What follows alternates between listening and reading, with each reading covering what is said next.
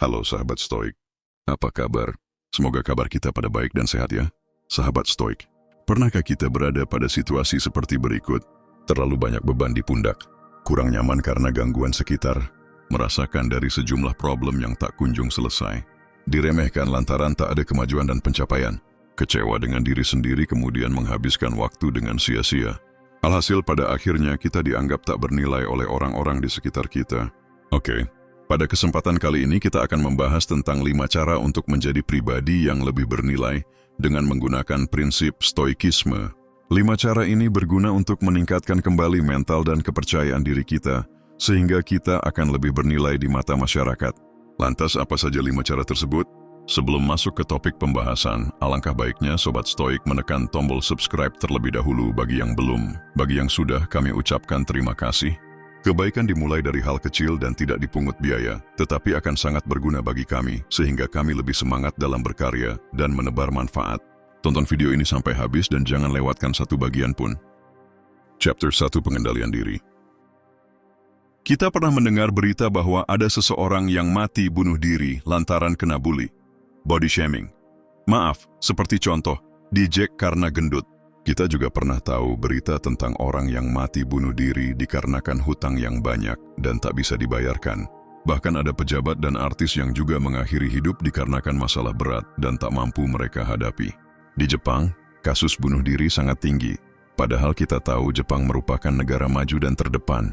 Lantas kenapa semua kasus tersebut bisa terjadi? Karena ini bukan tentang suatu kemajuan dan kecerdasan, tetapi soal bagaimana manusia bisa atau tidak dalam mengendalikan dirinya sendiri. Kasus tersebut tidak cuma menimpa orang miskin dan terbelakang, melainkan juga kepada banyak bagian lapis masyarakat, seperti orang kaya dan terkenal. Artinya setiap orang yang tidak bisa mengendalikan dirinya ketika dihadapkan pada masalah pelik, meskipun hidupnya berada dalam kenyamanan dan kenikmatan, bisa berpeluang mengakhiri hidupnya. Dengan kata lain, kasus bunuh diri bisa menimpa siapa saja tanpa pandang bulu. Atau mungkin ada di antara kita yang kerap mendapatkan perlakuan tak menyenangkan dari orang lain, terusik karena gangguan sekitar, atau bisa jadi sedang menerima ujian hidup yang pahit. Jika kita tidak ingin hidup ini berakhir seperti yang tadi disebutkan, maka dari itu sudah seyogianya bagi kita untuk pandai dalam mengendalikan diri. Pikiran dan jiwa ibarat kapal yang diterjang ombak besar di tengah samudra. Begitulah analogi ketika kita mendapatkan masalah besar kehidupan. Meski kita tidak bisa mengendalikan alam, tetapi kita bisa mengendalikan kapalnya. Oleh karena itu, para stoik harus pandai dan juga kuat saat kapalnya diterjang ombak. Para stoik mampu mengendalikan pikiran dan emosinya ketika dihantam masalah yang dapat menggoyangkan hidup. Pengendalian diri merupakan hal penting. Kalau kita ingin tetap hidup, kita tetap berarti dan bernilai.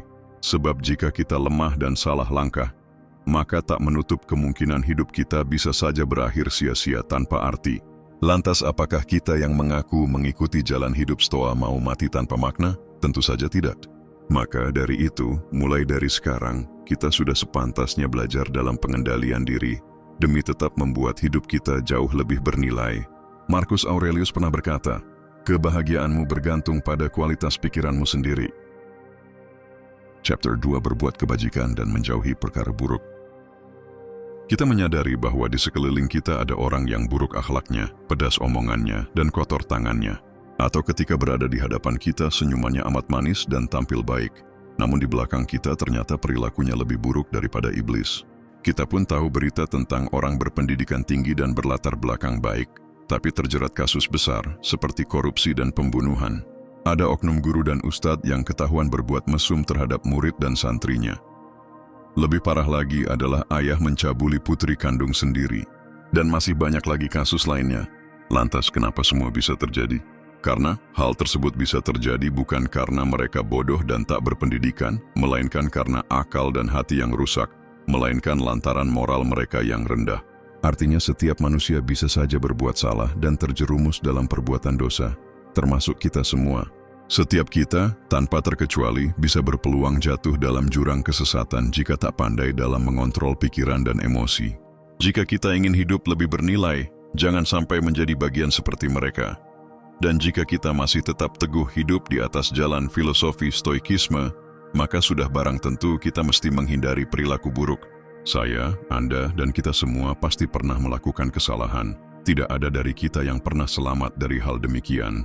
Hanya saja, para Stoik tidak mungkin rela masa hidupnya terus diisi dengan perbuatan buruk. Jadi sudah sepantasnya bagi kita untuk berupaya menghindari beragam macam perilaku tercela seperti yang tadi disebut.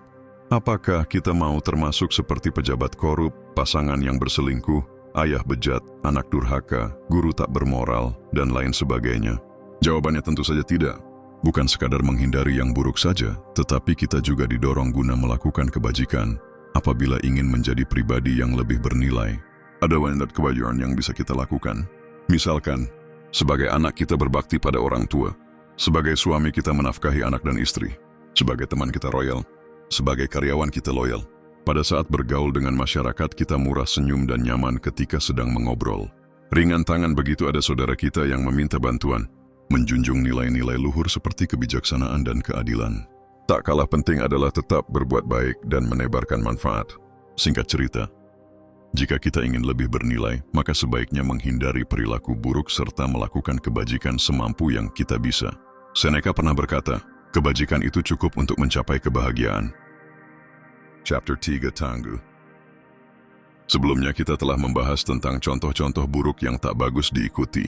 Sekarang kita akan berbicara tentang contoh-contoh baik yang diambil dari pengalaman hidup orang-orang sukses. Tentang ketangguhan dan konsistensi dalam menggapai kesuksesan agar hidup kita lebih bernilai. Thomas Alva Edison melakukan 10.000 kali percobaan sebelum ia benar-benar berhasil menemukan bola lampu listrik. Albert Einstein pernah dianggap bodoh oleh gurunya ketika masih kecil, tetapi puluhan tahun kemudian dunia mengakui bahwa dia salah satu orang paling jenius sepanjang masa. Henry Ford bangkrut 5 kali sebelum akhirnya mobil buatannya begitu mendunia. Michael Jordan pernah gagal masuk tim basket sekolah, tapi pada akhirnya dia menjadi legenda yang tak pernah terlupakan. Steve Jobs dipecat dari perusahaannya sendiri sebelum akhirnya sukses dengan ide-ide cemerlangnya. Dan masih banyak lagi kisah hebat lainnya dari banyak tokoh dunia. Jadi apa yang kira-kira bisa membuat mereka dapat meraih kesuksesan padahal sebelumnya mereka sempat gagal dan bahkan dipermalukan? Jawabannya adalah tentu saja ketangguhan.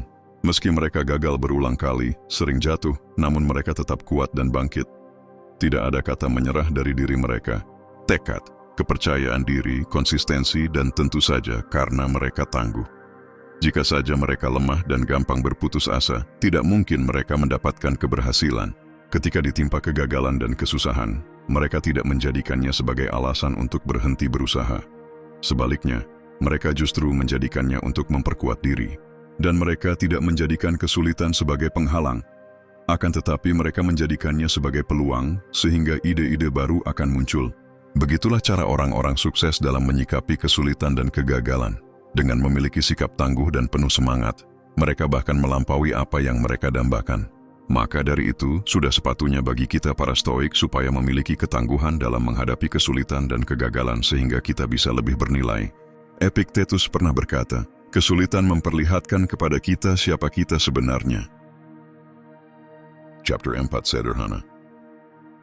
Hidup di era digital seperti sekarang memaksa kita tahu tentang beragam kejadian di luar sana, termasuk gaya hidup para hedonan materialistik.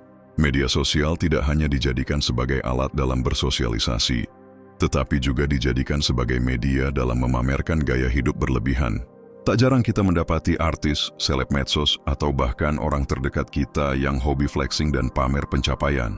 Mereka mengenakan pakaian mahal, membawa mobil mewah, dan bepergian ke luar negeri, kemudian mempublikasikannya di media sosial. Hidup penuh dengan glamor dan popularitas, itulah ciri-ciri orang-orang di zaman sekarang. Mereka jauh dari kata hidup sederhana, tidak sama sekali. Walaupun terlihat bagus dan indah, tetapi tetap saja palsu. Orang-orang seperti mereka tidak layak dijadikan teladan dan gaya hidup mereka tak pantas ditiru. Bagi kita masih tegar berada di atas jalan filosofis dan kebajikan tentu sangat menghindari gaya hidup berlebihan, lalu pamer pula kepada dunia guna mendapatkan pujian. Tak sepantasnya bagi kita yang menjunjung nilai-nilai kebijaksanaan lantas hidup sesuka hati, bergaya barat, dan melalaikan norma yang ditetapkan. Orang-orang terdahulu telah banyak mengingatkan kita tentang arti dari kesederhanaan dan hidup dengan rendah hati.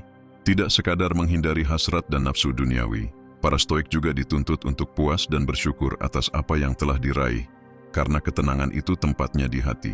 Meski begitu, bukan berarti kita tidak boleh kaya dan menikmati dunia sama sekali.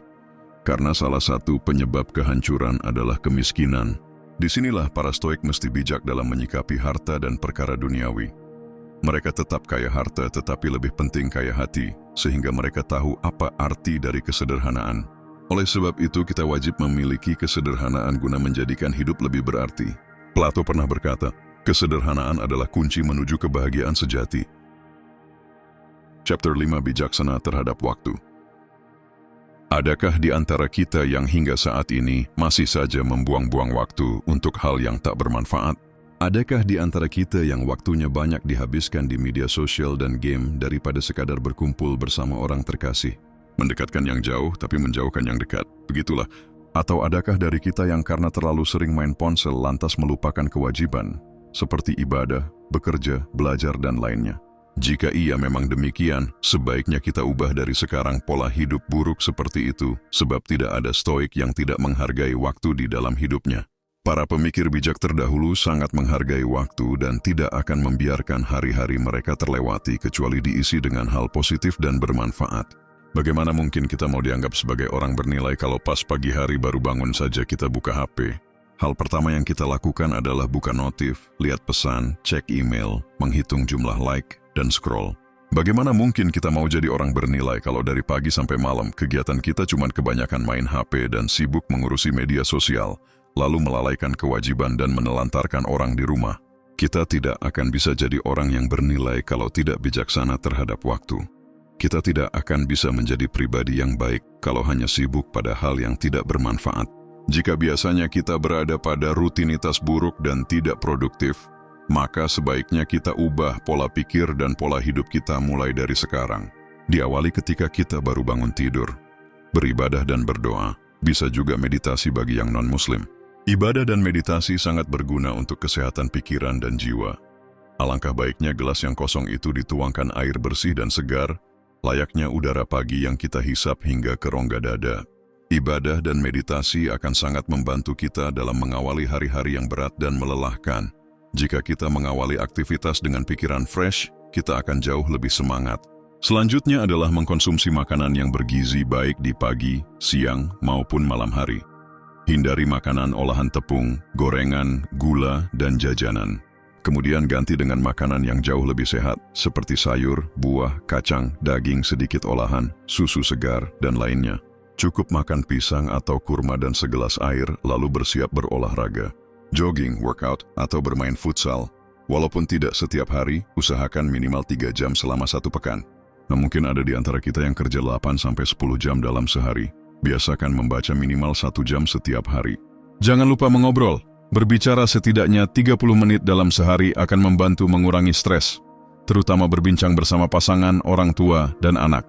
Terakhir, istirahat yang cukup. Jadi sobat stoik, bijaksanalah terhadap waktu jika ingin menjadi pribadi yang lebih bernilai. Itulah 5 cara menjadi pribadi yang bernilai, mampu mengendalikan diri, berbuat kebajikan, tangguh, hidup sederhana, serta bijaksana terhadap waktu. Pelajaran filosofis ini bukan sekadar teori semata, tetapi ilmu yang mesti dipraktikkan. Semoga kita diberikan kemudahan untuk mengamalkannya, sehingga kita bisa menjadi orang yang lebih bernilai.